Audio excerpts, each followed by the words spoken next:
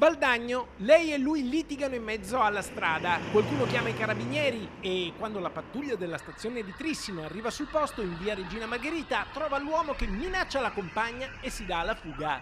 La donna scalza e ferita alla testa viene ricoverata all'ospedale di Arzignano in prognosi riservata.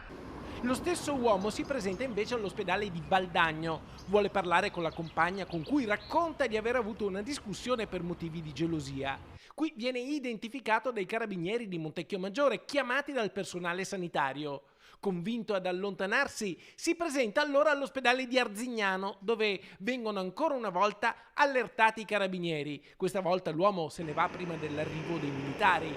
Ma la giornata è lunga e prima che finisca, lo stesso uomo, a Trissino, in evidente stato di alterazione alcolica, disturba i clienti di un locale.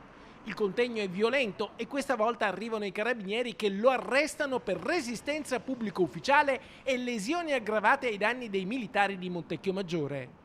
Il pubblico ministero di Vicenza, valutata la gravità dei fatti, ha richiesto gli arresti domiciliari per l'indagato, misura eseguita dai carabinieri di Valdagno.